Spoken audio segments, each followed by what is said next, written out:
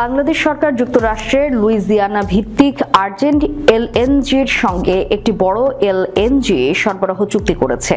চুক্তির আওতায় বাংলাদেশ বছরে 50 লাখ টন তরলীকৃত প্রাকৃতিক গ্যাস এলএনজি কিনবে। শুক্রবার কোম্পানিটি এক বিবৃতির মাধ্যমে এই তথ্য জানায়। বার্তা সংস্থা রয়টার্স এই খবর প্রকাশ করেছে। আর্জেন্ট এলএনজি বর্তমানে লুইজিয়ানায় বার্ষিক 25 মিলিয়ন টন এলএনজি উৎপাদন সক্ষমতার অবকাঠামো নির্মাণ করছে।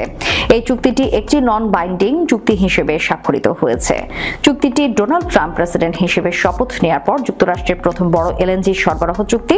শিল্প বিশেষজ্ঞদের মতে এটি নতুন প্রশাসনের জ্বালানি বান্ধব নীতির প্রতি আস্থার প্রতিফলন।